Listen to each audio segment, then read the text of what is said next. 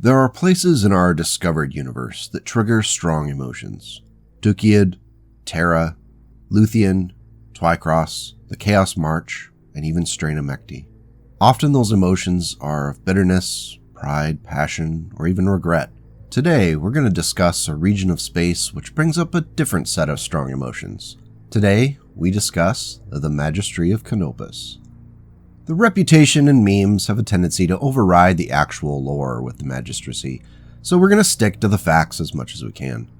Of the big-name Periphery states, the Magistracy of Canopus is one of the most famous and a clear rising power by the Ilclan era due to the defunct nature of the Free Worlds League, among other things. Power abhors a vacuum, but we'll get to that later. What's interesting is sorting out how we got here. Left behind by our Free Worlds League command on a Capellan world in the final weeks of a lackluster military campaign, Mechwarrior and captain of the Free Worlds League Defenders of Endurian, Cassandra Centrella saw firsthand just how capricious and inept a military machine can be when she was abandoned when the rest of the Free Worlds League forces jumped out of the system. Forced to survive with her comrades and avoid capture on the planet Highspire, Centrella became embittered and determined to never return to a state which had so easily forgotten her and her contributions. Eventually, Centrella and her fellow Mechwarriors were able to escape from Highspire and left Capellan space by posing as traitors and taking over a Capellan drumship. It was a perilous journey which nearly saw their destruction as they had to avoid Capellan jumpships and their navy contingent along the way back into the Free Worlds League territory. Their unexpected arrival caused a stir as her force was listed as missing in action. Even though the resulting acclaim and attention lifted her up as a hero of the Free Worlds League, Centrella was embittered and unable to move past what she increasingly saw as systemic corruption and incompetence. Seeing the Free Worlds League through the new lens also helped Centrella identify others who were unhappy with their situations. She was able to gather supporters due to her fame, and eventually they became possible to imagine a path forward outside of House Merrick. With more than 100 others, Centrella formed what would be known as a Black Brotherhood, which began planning for an exodus from the Free Worlds League. Needing transport, Centrella's group borrowed a couple of Davion commercial transport jumpships and began to make their way across the Merrick-controlled space toward the Periphery. If the Free Worlds League couldn't appreciate their service and sacrifice, Centrella would forge a new path. There was no set destination at that point other than to escape the control of the Free Worlds League. Stumbling across the Canopus star system, they decided to settle on a planet they named Canopus 4 in the year 2530. With 2 moons, near Terran gravity, and a temperate climate, this planet could be an incubator for what would grow into an influential regional power. The system Cassandra Centrella built would be a radical departure from anything that had come before it. The first and most notable difference was the determination that the machinery of the state should be controlled by women. That included both the bureaucratic state and the military. Though the rules on this have ebbed and flowed over the years, the principle holds true. Especially in those early years, women were chosen in deliberate bias against the traditionally male-dominated bureaucratic states of the Inner Sphere. This showed that Centrella's determination to make a break with the Free Worlds League was not limited to simply that specific state, rather it was a condemnation of the entire worldview and philosophy of that state.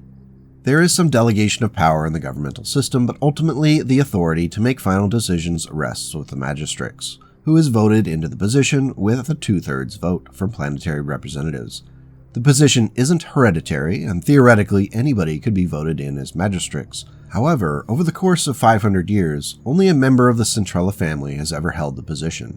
This is one of those moments where it's necessary to pause and appreciate that the rhetoric concerning abandoning the inept and corrupt systems of the Inner Sphere has met the reality of a consolidation of power. In the years following settlement of Canopus 4, word spread of an alternative to living within the Free Worlds League, and the population began to grow by leaps and bounds. With the state expressly protecting civil liberties and individual freedom, the planets of the Magistracy began to earn a reputation for being places where one can live without constraint.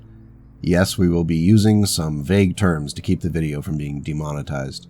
With decadence and the resulting prosperity from the resource-rich settled worlds, the Magistracy became an obvious target at the dawn of the Unification War. The Star League was going to go out of their way to bring these Periphery states into the fold whether they wanted to or not. For their own good, right? Right? Early in the Magistracy's history, the use of mercenaries rather than a significant standing army was preferred. This would lead to some issues over time. However, Magistrix Centrella turned out to be a savvy politician who was able to create ties to border worlds with House Merrick that would eventually grow into fractional conflict benefiting the Magistracy. By the year 2548, the boundaries of the Magistracy included 36 systems that border the Free Worlds League. With the formation of the Star League, the ability of Centrella to operate without worrying too much about the Free Worlds League response was suddenly evaporating. When the inner sphere houses were no longer fighting each other, they could focus on the periphery, which they did, with horrific results. The lack of intense focus on building up a military-industrial base and the fantastical wealth generated from planets focused on luxurious vacation experiences, the Magistracy was targeted by the Star League. The campaign was seen as an easy victory, and the SLDF committed 30 mixed regiments to the task of occupying worlds. The Free Worlds League added 12 regiments from their own military with the entirely self-serving goal of gobbling up Magistracy worlds for themselves. The campaign did not go as expected, as the 29 regiments of defenders were not evenly split over the planets of the Magistracy. Planners identified that they would need to concentrate their forces on fewer worlds to put up even a modest fight against the invaders. The resulting conflict was rough, logistically for the SLDF and the Free Worlds League forces, as some planets were heavily defended bastions while others were not defended at all. The Magistracy fleet was also continually harassing the naval forces in systems. The atypical warfare and focus on hammering supply lines significantly hampered the invasion and forced a recalibration of timetables. This invasion, much like the others, took much longer than originally anticipated. Because House Merrick was playing the long game here and wanted to secure the planets of the Magistracy for a financial gain, the invading SLDF and Merrick forces were forced to follow the Ares Convention and avoid using nuclear weapons, orbital bombardment, and attacking population centers. This is a notable difference to how the other Periphery states were treated during the Unification War. The end result was much less wanton destruction, and psychological and political damage was less intense than, for example, the Tauran Concordat and the House Davion. Ultimately, defeat for the Canopians could not be avoided. After much of the Magistracy naval assets were baited into a trap and wiped out, Canopus IV was invaded and occupied in 2584. Though other planets would hold on for another 4 years, it was a foregone conclusion. The Magistracy was forced into the Star League and would remain there. Taxes were levied to force the Periphery states to pay for their own conquest, governments were modified or flat out replaced by SLDF leadership, and the Magistracy would have to wait for a day when they could once again be free and in control of their own destiny. Lessons were learned over the years of occupation, and when the Star League collapsed, the Magistracy was ready. After declaring independence, a massive amount of money was spent on a rearmament program that was intended to be so intimidating that no one would dare launch another invasion. This included hiring mercenary units to fill in gaps in the meantime. Additionally, with border worlds continually under threat from the Free Worlds League, the Capellans, and even the Tauran Concordat, the Magistrix decided to move and concentrate industrial production on planets deep within the Magistracy territory. While expensive and slow at first, this investment in a secure industry would yield dividends in the long term. One good example of a long-term result of this investment is the Calliope, produced first in 3127. Fans of the channel know that I love this 40-ton battle mech, and it just so happens to be the product of the Magistracy of Canopus. Though originally designed to fill in a need for a garrison mech on Canopian planets, the Calliope has performed well enough to see demand from the Duchy of Andurian and a significant number of mercenary units.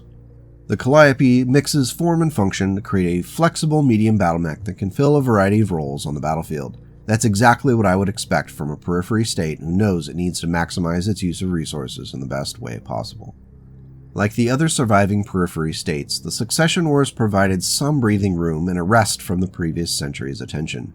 Though the Magistracy did take a hit in their recreation and vacation sectors due to the lack of travel taking place during the constant, devastating wars across the Inner Sphere, the reforms and industrial development paid off in slow but substantial economic growth. The past of the Magistracy might have been built on decadence and recreation, but the future would be fought for with industry and merchant shipping. As previously mentioned, the Magistracy of Canopus is ruled over by a Magistrix, chosen by 2 electors from each planet. Many of these electors are nobility from those planets. Another difference between this system and those found in the Inner Sphere states is the fact that nobility isn't technically hereditary. Instead, the status as a noble is granted through service to the state or through monetary and economic influence. The Canopian nobility is roughly categorized into three main groups. The first, and usually the most influential, are the descendants of the families of the original settlers of the Canopian systems. Now you might ask, Mechfrog, didn't you just say that nobility isn't hereditary? Yes, I did.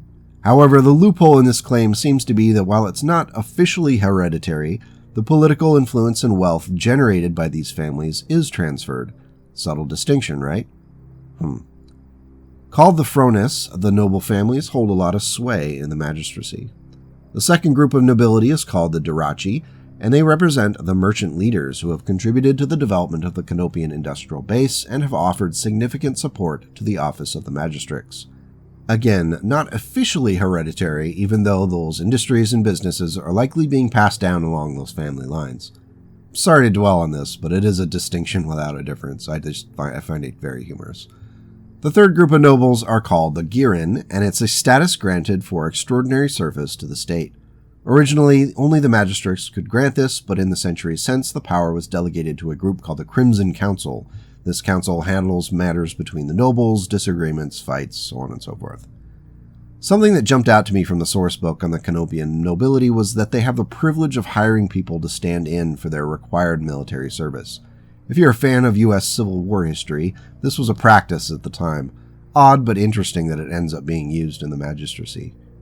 Since we've now touched upon the required service, let's talk about what it's like to be an average citizen in the Magistracy of Canopus. The state was founded with the principle that anyone is welcome if they are fleeing oppression. This could be economic, religious, social, or political in nature. Citizens benefit from a lot of the same litany of civil rights and protections offered in the Western republics and democracies in the late 20th and early 21st centuries. This places the Canopian citizen well above the status for many across the inner sphere, where liberty is more of a window dressing than a functional reality, if even that. Service to the state is required and can be carried out through joining the military, seeking advanced education, or giving wealth to the state in either tangible assets or hiring people to serve in your stead, as previously mentioned.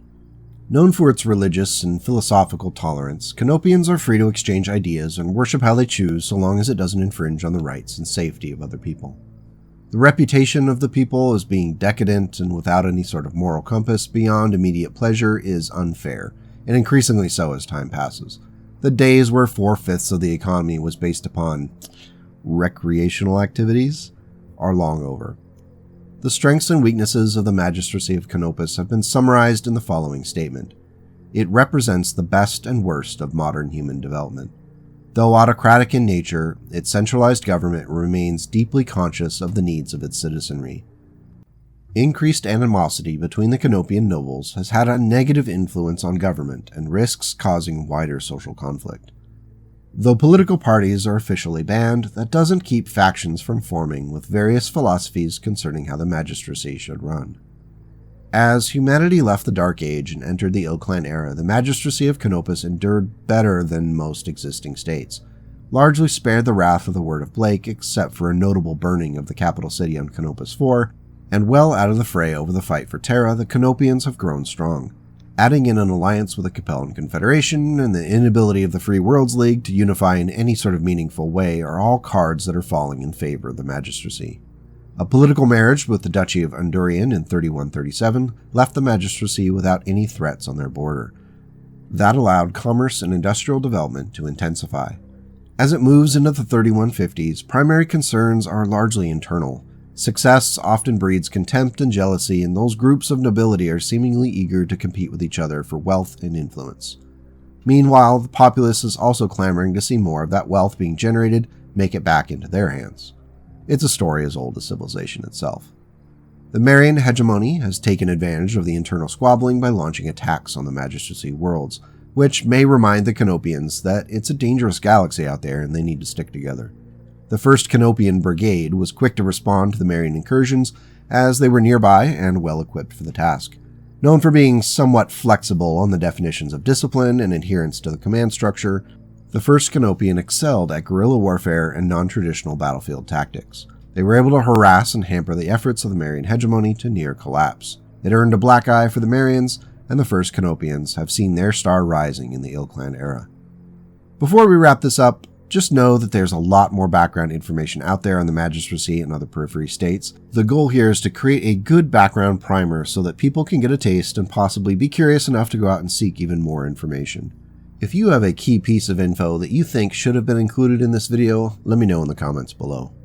I appreciate all the positive feedback I've received since starting down this Periphery journey with you, and I'm excited to keep going. Big thanks to everyone who watches and feels it's worth using that free action to hit the buttons and even share the video with others. The channel's continued growth this year has been amazing, and I'm in awe of the positivity and encouragement. Until we meet again, take care and go make the world a slightly better place today and tomorrow.